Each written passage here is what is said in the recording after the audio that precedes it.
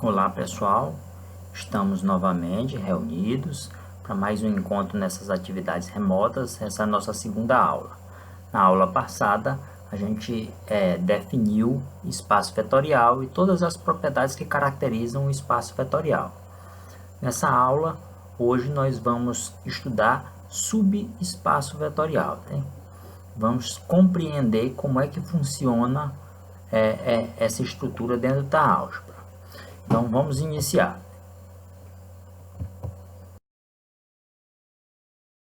O que é um subespaço vetorial? Sejam V um espaço vetorial e S um subconjunto não vazio de V. O subconjunto S é um espaço vetorial de V se S é um espaço vetorial em relação à adição e à multiplicação por escalar definidas em V. Ou seja, pessoal, se você tem um subconjunto de um determinado conjunto qualquer,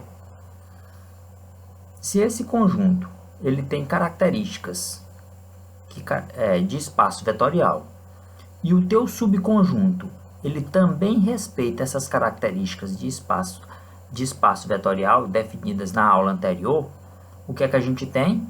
Que esse subconjunto ele é um subespaço vetorial. Por exemplo, se a gente imaginar o conjunto das matrizes quadradas, elas caracterizam o espaço vetorial. Diz, se a gente pega o conjunto das matrizes quadradas de ordem 2, é um subespaço vetorial. Diz, por quê? Porque é um subconjunto das matrizes seria um subconjunto do conjunto das matrizes quadradas, né? E esse subconjunto tem todas as características de um subespaço, de um espaço vetorial, portanto, seria um subespaço vetorial. Então, é essa a ideia. Então, vamos prosseguir. Tem? Por exemplo, seja V o espaço vetorial das matrizes quadradas de ordem 2. Verifique se o conjunto S formado pelas matrizes quadradas de ordem 2 dá forma primeira linha, primeira coluna A, primeira linha, segunda coluna B, 0, 0, com A e B pertencente aos números reais, se essa forma é um subespaço vetorial. Então, o que é que a gente precisa para verificar se isso é um subespaço vetorial?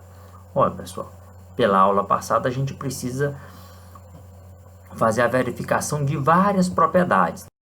Então, quais foram as propriedades que a gente viu? A gente tinha que ver a associatividade na adição, tem? Ou seja, teria que pegar uma matriz A, somar com a matriz B e uma matriz C, e essa matriz A com B tem que somar com C, tem que ser iguais, né? Isso a gente tem que fazer essa associatividade multiplicativa, tem? Isso, lembrando que a multiplicação é por um escalar. Então, você teria que pegar um escalar C1, um C2 vezes uma matriz A, e esse C1 vezes C2 teria que ser a matriz vezes a matriz A, teriam que ser iguais, né?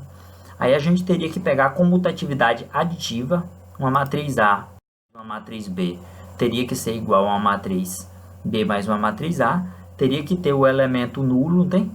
O elemento neutro, tem? O inverso aditivo, tem? O inverso aditivo, a matriz A mais menos A, teria que dar o elemento nulo.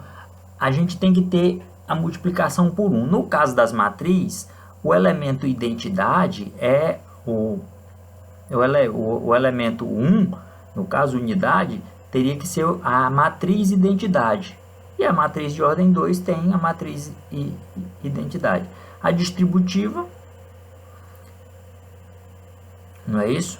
É entre os elementos e essas situações. Então vamos lá ver. Continua. Então, olha esse teoremazinho, tanto que facilita a vida da gente. Diz, observem só esse teorema. Um subconjunto S não vazio de um espaço vetorial V é um subespaço V de V se estiverem satisfeitas as condições.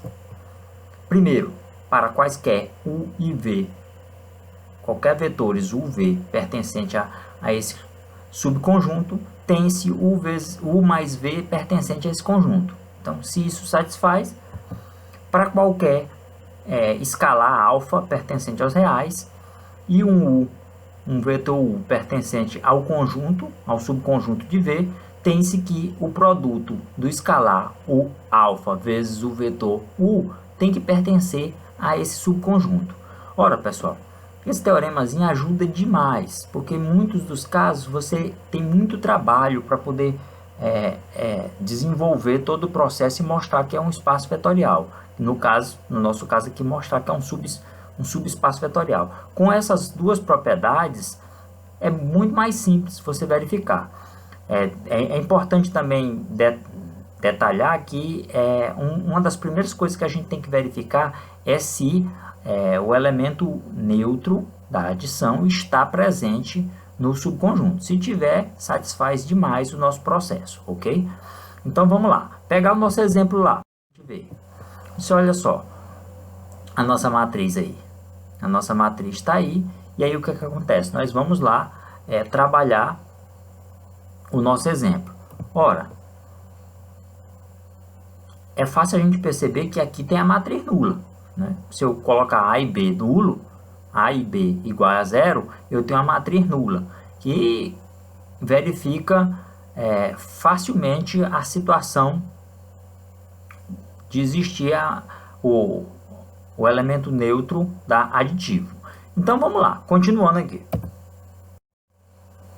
Se eu pegar duas matrizes genéricas A, AB00 e B, CD00, duas matrizes do conjunto S, e um elemento M qualquer pertencente aos reais, o que é que a gente tem?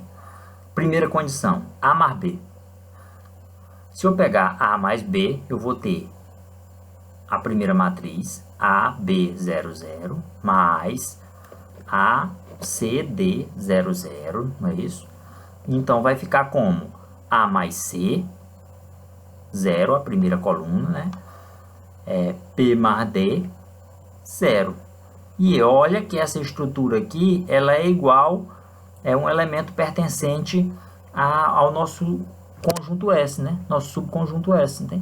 De V. Então, facilmente a gente percebe que isso é um elemento. Então, a primeira condição está satisfeita. Tá? A segunda condição, M vezes A, né? Um elemento M qualquer, um escalar M, vezes a matriz A. Vai ficar M vezes a matriz AB00, né? Então, vai ficar M vezes A, 0, M vezes B, 0. Notem que também é o formato da nossa estrutura do subconjunto, né? Subconjunto S, né? Então, o que acontece? O que a gente conclui? A gente pode concluir que esse é subespaço vetorial de V. Por quê? Porque satisfaz as propriedades do nosso teorema. Perceberam o tanto que ficou mais fácil a gente concluir o que é um subespaço vetorial? Então, pessoal, depois dessa exposição aqui, nós vamos passar mais uns exercícios para vocês postarem para a gente, eles irem treinando. Então, o que é que a gente quer? Que vocês façam um estudo, aprofundem um pouco mais os estudos, né? E aí, nós vamos dar prosseguimento, né? E continuar nossas atividades remotas. Então, por hoje era só. Eu agradeço a paciência de vocês e até a próxima semana, onde nós vamos continuar nossos conteúdos. Obrigado.